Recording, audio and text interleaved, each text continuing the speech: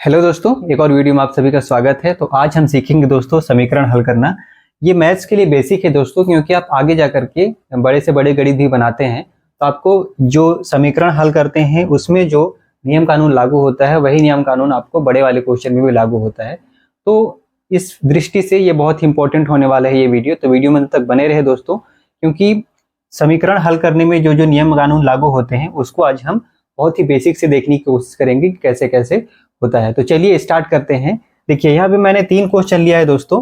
पहला क्वेश्चन जो है सबसे सिंपल थोड़ा सा, x + 5 = 10 हो जाएगा। इसको अपन सॉल्व कैसे करेंगे।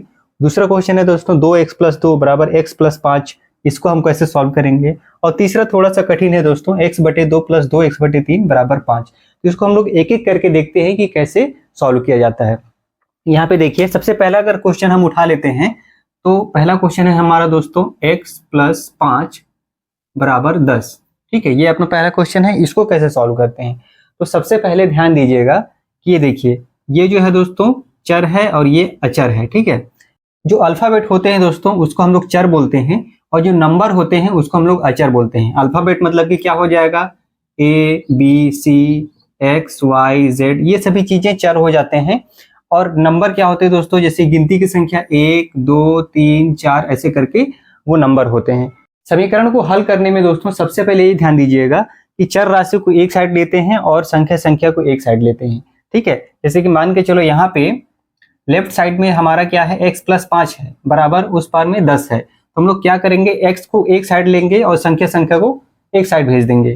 तो यहाँ पे अगर हम इसको सॉल्व करते हैं दोस्तों तो चलिए आप लोग को समझ में आ जाएगा। फॉर एग्जाम्पल के लिए मैंने क्या बोला कि चर राशि मतलब कि XYZ या ABC उसको हम लोग को एक साइड रखना है। तो हम लोग क्या करते हैं, x को इसी पार रहने देते हैं। ठीक है, अब यहाँ पे बराबर के उस पार में 10 है तो 10 कर देंगे।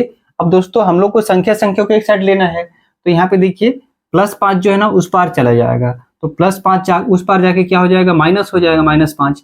हमेशा क्या होता है कि बराबर के उस पार जब जाता है तो संख्या के साथ जो चिन्ह रहता है दोस्तों वो परिवर्तित हो जाता है, चेंज हो जाता है। ठीक है, पक्षांतर करते हैं। तो अगर हम इसको देखेंगे x बराबर क्या हो जाएगा, 10 में से अगर हम 5 घटाएंगे तो कितना बचेगा दोस्तों, 5 बचेगा।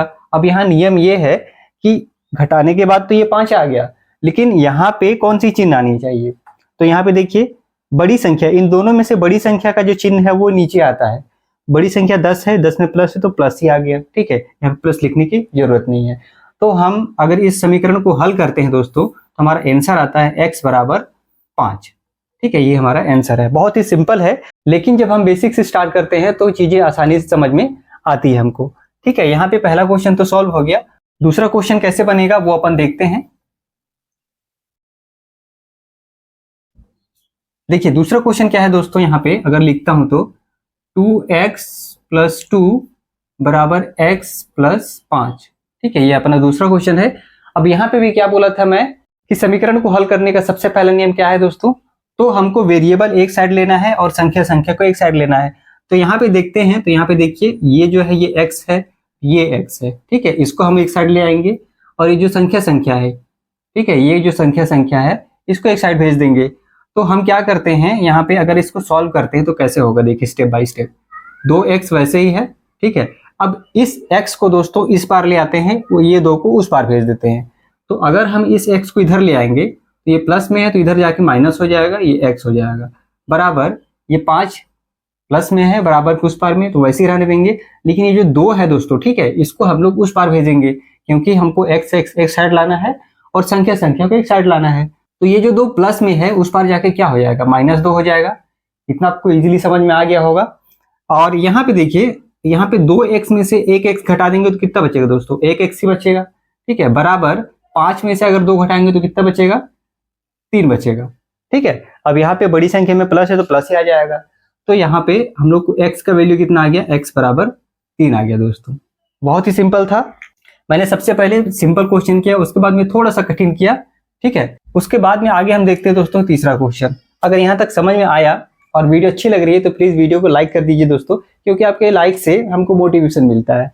अगला क्वेश्चन देखते हैं। चलिए अगला क्वेश्चन है दोस्तों हमारा x/2 + 2x/3 = 5।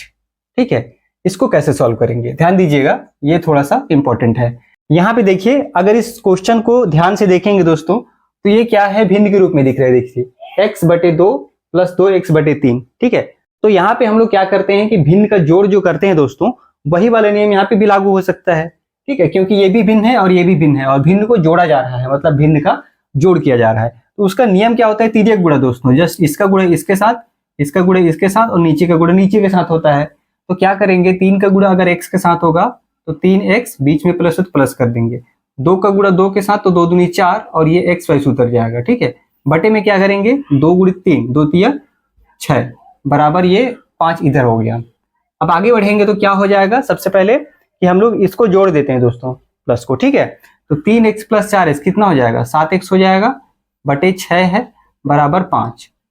अब यहाँ पे अगला स्टेप क्या हो जाएगा दोस्तों, अगला स्टेप हो जाएगा कि हम लोग को x को, ठीक है, x को एक साइड रखना है और संख्या को एक साइड भेज देना है। x वाला कौन सा है दोस्तों, 7x है, तो 7x तो इसी पार रहेगा, ठीक है, 7x इसी पार रहेगा। और हम इसको 6 को दोस्तों उस पार भेजते हैं, तो 5 तो पहले से वहां उधर है। 6 जो है दोस्तों 7 के साथ भाग में है, ठीक है, भाग में है तो उस पार जाके क्या हो जाएगा, गुणा हो जाएगा। तो यहाँ 5 के साथ ये 6 गुणा हो गया, ठीक है, क्योंकि ये भाग में था, उस पार जाकर के गुणा हो गया। अब यहाँ से इधर आगे थोड़ा सा देख लेते हैं, यहाँ पे 7x बराबर 5 × 6 हो गया। तो 7x बराबर 5 × 6 कितना हो जाएगा, 5 × 6 = 30 हो जाएगा, ठीक है, 30। अब हमको क्या करना है, x का वैल्यू एक साइड रखना है, संख्या को एक साइड भेज देना है। अब यहाँ पे देखिए 7 भी एक संख्या है और 7 को भी हमको उस पार भेजना है। तो यहाँ पे अगर हम x बराबर करेंगे तो 7 के साथ x क्या है, गुणा है, ठीक है। अब यहाँ से 7 को उस पार भेज रहे हैं तो ये क्या हो जाएगा, भाग में हो जाएगा। तो 30 उसी पार रहेगा, भाग में मतलब बटे 7 आ जाएगा, ठीक है। अगर ये कट रहा है तो अपन काट देते हैं, लेकिन आप देखेंगे तो यहाँ पे ये नहीं कट रहा है, तो मतलब x का वैल्यू कितना आ गया दोस्तों, 30/7। ये हमारा आंसर है। तो इस तरह से समीकरण को हल किया जाता है, बहुत ही इजी है, लेकिन आगे जाकर के बड़े से बड़े गणित में यही वाला सब नियम कानून लागू होता है। तो आशा करता हूँ दोस्तों कि ये समीकरण हल करना आपको समझ में आया होगा, और अगर आया तो प्लीज वीडियो को लाइक कर दीजिए, और अगर चैनल में नए हैं दोस्तों तो चैनल को सब्सक्राइब भी कर लीजिए और अपने दोस्तों को भी शेयर कीजिए ताकि उनको भी ये मैथ समझ में आए। तो चलिए दोस्तों, इसी उम्मीद के साथ आप लोग से विदा लेता हूँ, मिलते हैं नेक्स्ट वीडियो में, तब तक के लिए नमस्कार।